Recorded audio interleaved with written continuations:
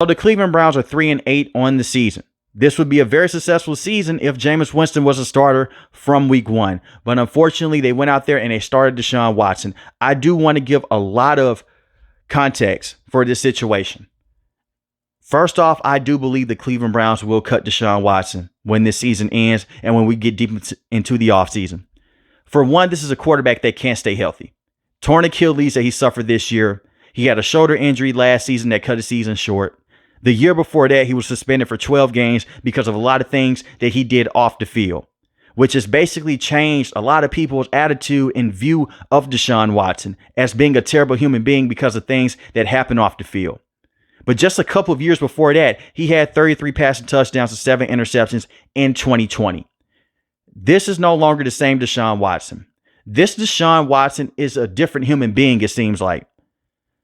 I wish DeShaun Watson could turn the clock back and be the same DeShaun Watson he was with the Houston Texans, but that's not the case. For one, that Houston Texans team was terrible. That's why he set out his last season with the Houston Texans. He was done with the franchise. So this is a quarterback that was suspended for 12 games in his first year with the Cleveland Browns. He did not play the entire year before, and they did not go out there and they did not have the chance to give him first team reps in that first year. They all went to Jacoby Brissett.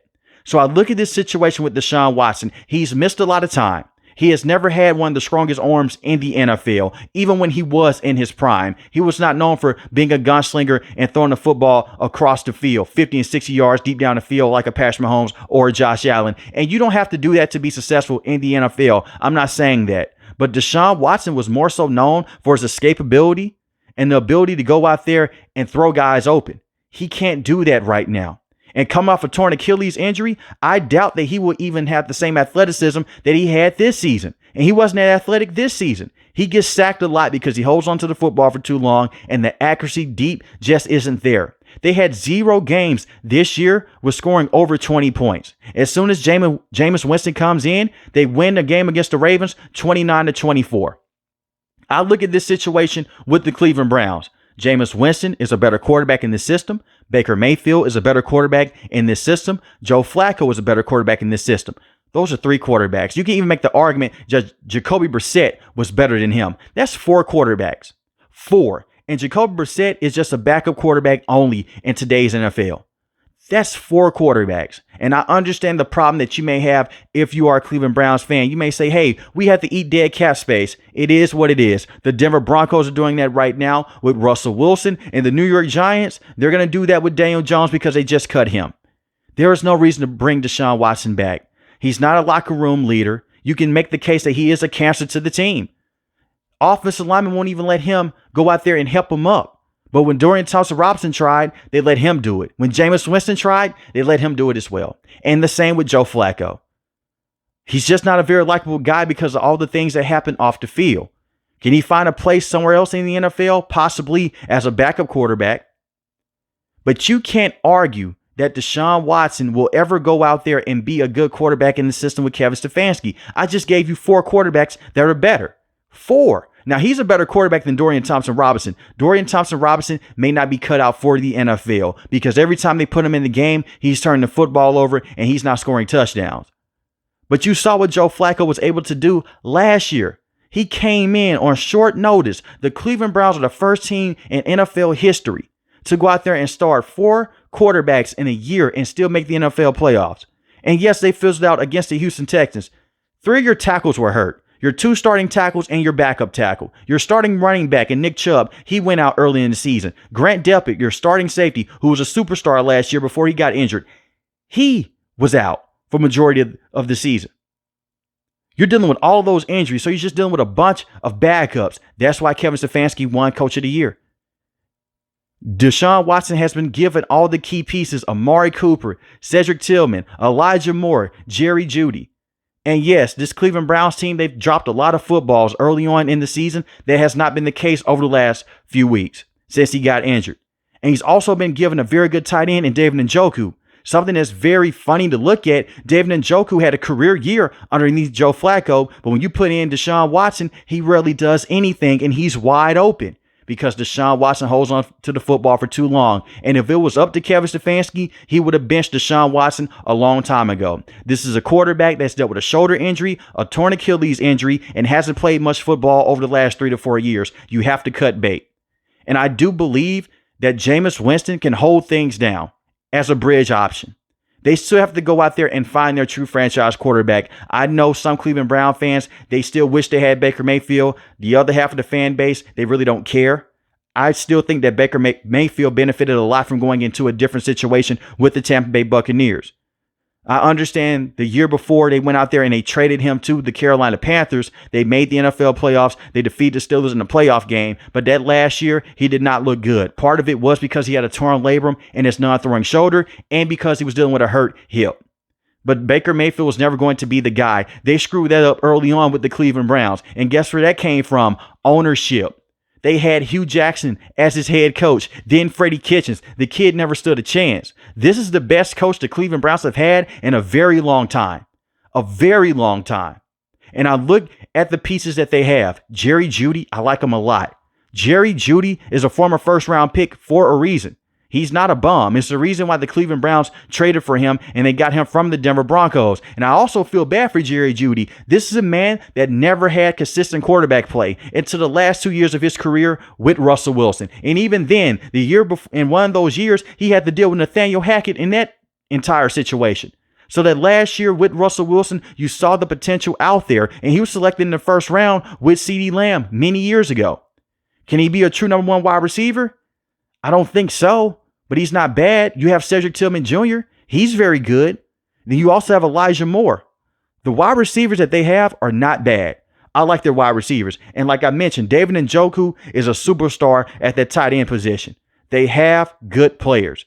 And I look at this defense. Last season, they had one of the best defenses in the NFL. Statistically, it was the Baltimore Ravens, but right underneath them was the Cleveland Browns, because you have Myles Garrett, one of the best pass rushers in the NFL. He's going to go down as one of the best pass rushers, if not the best pass rusher in Cleveland Browns history before his career is over with.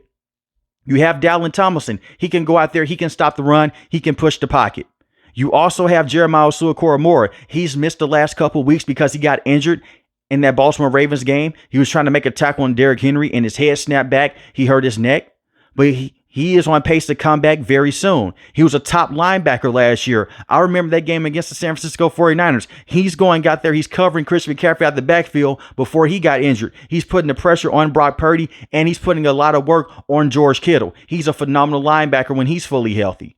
And you have Jim Schwartz as your second-year defensive coordinator. The reason why he got this job is because Joe Woods was terrible with the Cleveland Browns. So Kevin Stefanski went out there and said, you know what? We're going to let you go. We're going to bring in Jim Schwartz. And he brought a different energy to the Cleveland Browns by pressing the cornerbacks up on the line of scrimmage, by getting physical at the line of scrimmage with the front seven. And they play hard with Jim Schwartz. He came in and he brought in a brand new culture. Denzel Ward is one of the best cornerbacks in the NFL. The only thing that worries me with him long term are the concussions. That's it. The man has had 6 concussions in his career. Yes, 6. We hear a lot about Tua Tagovailoa because when he gets hit, he goes out there and he has a lot of weird movement. Denzel Ward has had 6 of these things. And he always gets cleared, and he looks better every time after he gets cleared. So hopefully he can go out there and have a healthy career. Hopefully he never gets hurt ever again. That goes for every player in the NFL. You have Martin Emerson Jr. He's a very good football player playing opposite side of Denzel Ward. And then you have Greg Newsome, and you have Grant Delpit, and you have Warren Thornhill. So the defense this year is not a top-end defense like how they were last season, but a lot of it is because of the turnovers by DeShaun Watson and the constant 3-and-outs. The defense looks better because Jameis Winston is putting the ball in the red zone. And I'm going to say this, Jameis Winston is not your long-term guy. I'm sorry. He's a great player to root for because he goes out there, he has a pre- and post-game speeches. He motivates you. That's what he's known for. And he's dead serious when he's making these speeches. And I know that they've had big wins over the Baltimore Ravens and against the Steelers. But Jameis Winston continues to put the football in harm's way. That's the one thing with Jameis Winston. And it really makes me very upset because Jameis Winston would be a very good quarterback in the league if he would not turn the football over. I know that it was a joke out there saying, hey, he got LASIK surgery. This man is still turning the football over at a high rate. He had 3 passes that should have went for an interception against the Baltimore Ravens. And he had 2 passes against the Steelers that should have went for an interception, but only 1 did. And it's not me to hate on DeShaun. It's not for me to go out here and hate on Jameis Winston, excuse me. I want Jameis Winston to succeed, but I've seen him in the NFL for years now. It's the reason why he had over 30 turnovers in one season with the Tampa Bay Buccaneers. This is a man that's a former first overall pick. Went out there with the Tampa Bay Buccaneers, was the backup with the New Orleans Saints, still dealt with a lot of turnover problems, and then he comes over to the Cleveland Browns. But he's a better option than DeShaun Watson. The smart thing to do would be to go out there, sign Jameis Winston to a 2-year deal. Let him be your bridge starting option and go into the NFL draft and select a quarterback and develop that guy behind Jameis Winston. I think a quarterback like Quinn Ewers, you let him sit for 2 to 3 years, and I can hear the groans right now. Quinn Ewers is not a bad quarterback. He just needs more seasoning. You go out there, you sit him behind Jameis Winston, and this system with Kevin Stefanski, who is a quarterback whisperer, you may have something in the future. And if you don't want to go that route, you select another offensive lineman in the first round, and you weigh your options at the quarterback position. I do believe this offense is plug and play with most quarterbacks in the NFL because Kevin Stefanski will run the football. There's a lot of play action bootlegs. It's a lot of misdirection. This system is quarterback friendly. It reminds me a lot of the Kubiak system many years ago with the Denver Broncos when they had Peyton Manning at the quarterback position before he was going out there and before he regressed in his last year. It's basically the same system. I like Kevin Stefanski a lot. He does not deserve to be on the hot seat, and I do not believe that he is on the hot seat. This comes down to ownership. We can blame the general manager for all we want, but this is the same general manager that has went out there and made a lot of good moves with the Cleveland Browns. Remember when they went out there and they brought in Jarvis Landry, Odell Beckham Jr., they were just bringing in pieces to possibly go out there and make a deep run, but it did not fully materialize into a Super Bowl push? That's okay. I trust this general manager. I just don't trust in this ownership. I wish Haslam would just stay out of their business for majority of the time. But the first thing that they have to do with this, as soon as the season ends and as soon as the offseason begins, cut DeShaun Watson. Eat the dead cap space and you'll be better off for it. And I doubt that another team will even go out there and even entertain DeShaun Watson because of all the time that he's missed in the past and because right now he's injury prone. But let me know in the comment section below, how do you guys feel about the Cleveland Browns and what should they do in the future? If you're new to the channel, hit the subscribe button. If you like the video, hit the like button. Most importantly, want each and every last one of you guys stay safe, stay positive. Thanks for the video, guys. God bless. Peace.